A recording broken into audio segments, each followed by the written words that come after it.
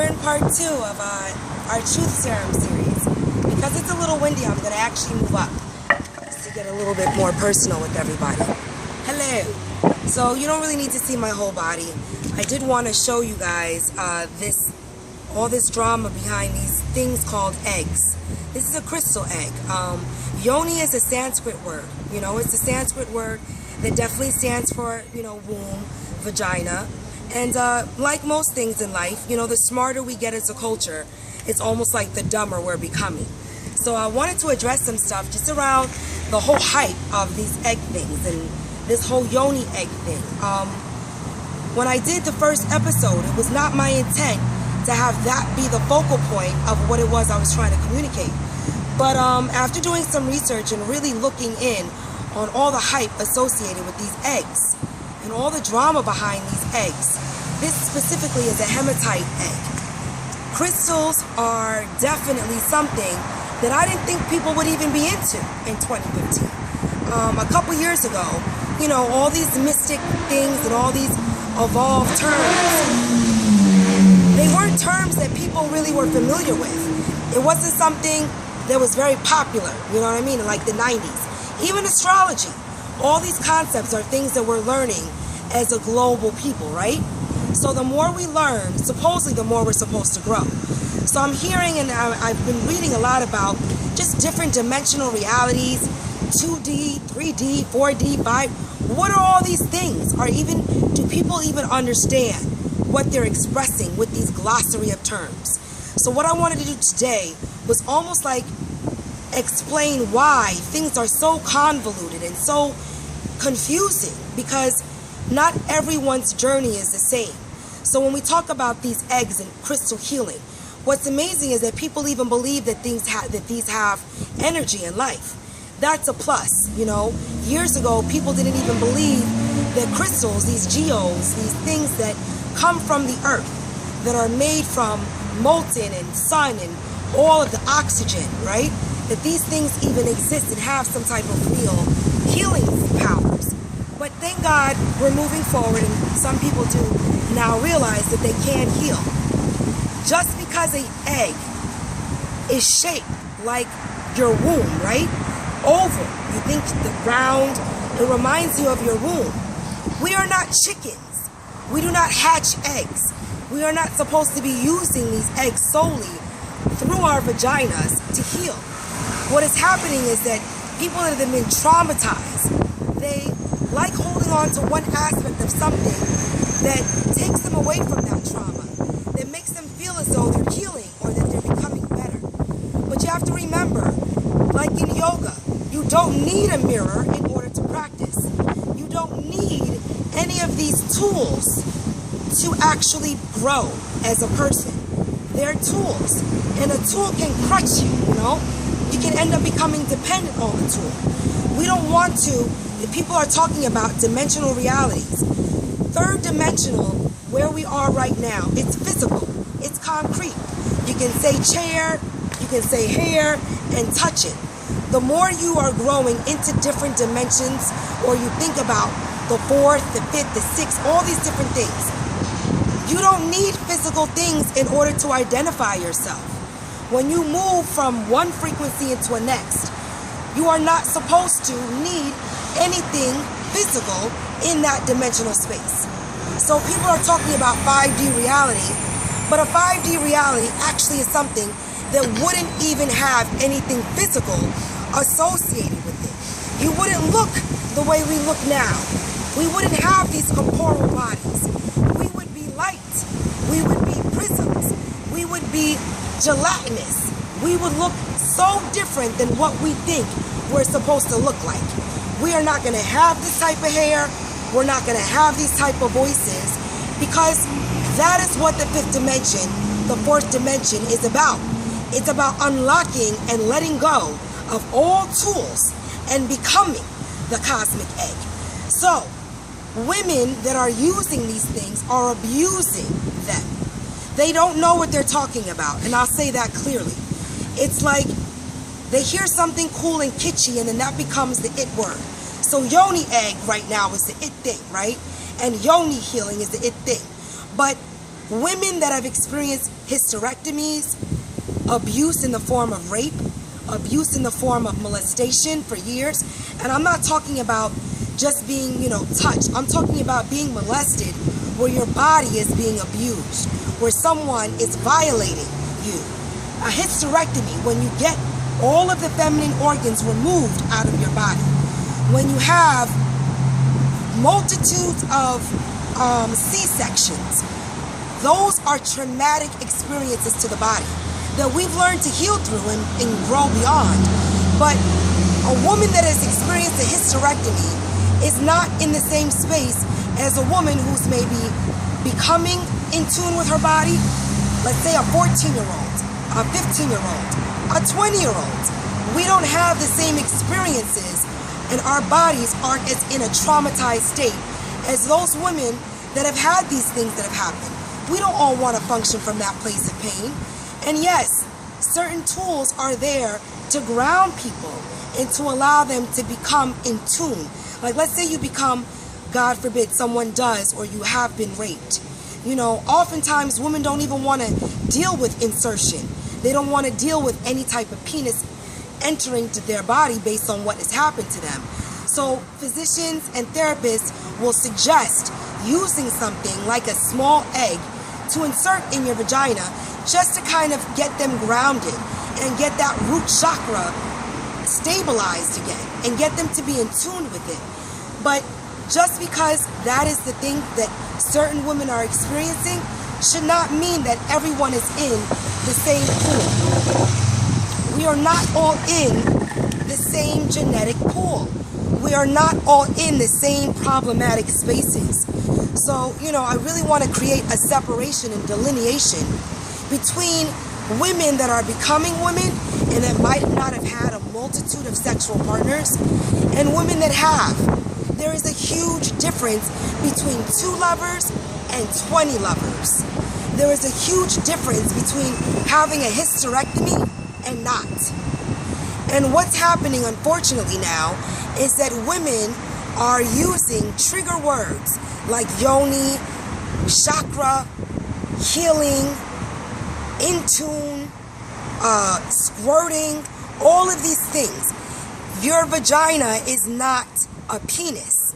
You should not be squirting on a regular basis. Something's wrong with you if you are. There is an imbalance. If you're a little dry, drink water. Water will hydrate you. It's like we've become so, it's like that movie Idiocracy. I was just talking about it with a friend. It's like the smarter we're getting, the more we're forgetting the basics, the basic principles. Just because something is shaped like an ovum does not mean that you should abuse it. Think of it like this. An egg is charged by the sun, right? And it's a living, it's a breathing thing because it grew from a whole bunch of years. Let's say, just not even to sound technical and scientific, it came out of combustion. It came out of something organic. So yes, it's got principles that when you walk into a crystal spot, you feel charged because crystals do hold energy. It's very, very true. But you are not supposed to put something that is so charged inside of the triple stage darkness. What happens when you put light in dark? It gets clouded, right? It's not as bright. That's why women are talking about, well, after using them for years, they don't feel the principles or the charging anymore. No, what's happening, ladies, is that your body, when you stick it up your womb and you don't know all the toxins that are really existing, not just physical, but mental toxins. Some women talk about the egg as though it's a person. That's not real. Eggs are not real things. It is not a living, breathing thing. It is an egg. So you shouldn't talk about yourself or twin yourself or create a juxtaposition between something animate and something inanimate. We are living things. We are breathing things. An egg does not breathe. So when you are shoving it and putting it on some weight stuff, to figure out Kegels, ladies, ab exercises. This is why you exercise. Things are supposed to be done in conjunction. So you're just using this egg to basically stimulate and to supposedly attract men. I literally have seen because I know a lot of great brothers. I've seen so many women's vaginas in the last 10 days with these eggs stuck up them. They're sending pictures to men to allure them, to say, look at how special my yoni is, how special my vagina is. If you gotta sell your vagina, it ain't special, sweetheart. If you gotta preach about how much your vagina is doing, it's actually because it's not really doing that much. If you have to have sex with an egg in your womb, it's because your womb is actually a little too open, and you should not be placing these eggs to lure men into feeling as though you're some zygote or some special, organism. It's like, I'm sorry, but we are not chickens. You are not supposed to hatch eggs. You are not supposed to shove objects up your vagina, because your vagina is a self-contained living organism that can heal itself by literally taking a pause and a step back. It's like women have become addicted to things inside of their vaginas based on other psychological trauma. We are not all psychologically in traumatic states. So this is a time of free will. You can purchase anything. You can support anyone. But really be careful about who you're supporting and what you're really trying to become a part of. It's great to have sisterhood, but if this is an internal thing, then why do people need so much attention to do it? Why do you need an audience to show people how to use this? It's not real. They are suffering from depression. They are suffering from lack of love. They are suffering from not feeling fulfilled. So they are literally putting objects in their body to create some charge. But again, you cannot place something of light. Think of your body. Inside of it, it is a triple stage darkness space. Your womb is beautiful, but it is not illuminated by anything unless your mind sparks it. Your mind is what illuminates your body. Your mind is the true prism. The jade pillow sits at the base of your skull. It is at the top of your spine and at the crown of your right at the top of your spine. You have a spinal cord. Your sacrum is at the bottom, and at the very top where your lumbar is going into all of this, all of this, that's where the jade pillow sits. This is where, like, I would say it's almost like a switch that allows the yin, the energy from the front of your body, and the yang, the energy from the back, to create this circle, this prism. And it is actually triggered, the microcosm of your body is actually stimulated and triggered by the breath. That's why so many yogis breathe and meditate, because you can sit just with your feet grounded in one place and begin to breathe. And just through the awareness of your breath, you will start to activate the yin and the yang in your body. But you can't think of that if you're constantly overstimulating these basic things. It's like, it's simpler than we're making it out to be.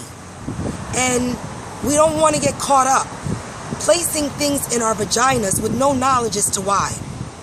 These things can create, you put them on a shelf, somebody touches it, you get some dust on it, then you place it up your vagina and you wonder why you have an itchy vagina, why you're having yeast infections, because your body is not supposed to have objects with weight in them. When women have children, what's interesting is that there's this whole myth like your vagina just widens and it becomes, no, because it's a muscle, sweetheart. It comes back together after the baby is pushed out. It might take 2 or 3 weeks, which is why they say don't have sex right after you give birth, because your body is actually assimilating itself back to the original space that it once sat in. So if you're constantly stimulating that root chakra, you're actually out of balance. If you constantly feel as though you need to masturbate or you need to fill yourself with some type of energy to calm yourself down, to go to sleep at night, something else is off balance. And what we should try to start doing is refrain from all the excess, meaning don't have sex for at least a month. Don't have sex with more than one partner for the year. Women are having sex with way too many partners to fulfill something that can never be fulfilled. Because when you don't love yourself, you are constantly looking for objects to seek desire from, to feel as though you're beautiful, to fill some void. And not all of us want to be functioning from that place. Not all of us are in that same boat. Not all of us had multitude of sex partners. So we need to create a delineation between people that have allowed their bodies to become abused. You cannot use yoga to vacate true ailments. It is a tool that once you do for maybe 120 days straight, then you start to unlock the true problems. Yoga actually reminds people of where they're weak. It doesn't immediately get you strong. It teaches your body as to what you need to strengthen. Your root chakra, we know that there's 7 main ones, but do you know that there's over 300? Over 350, they don't stop growing. They continue to grow, but they don't grow if you're using tools, because a tool is a crutch. It's like doing hot yoga. If you're in the sun, you don't need to go into a hot tempered room that's 105 degrees. Bikram created that as a tool for people to allow their bodies to begin to open.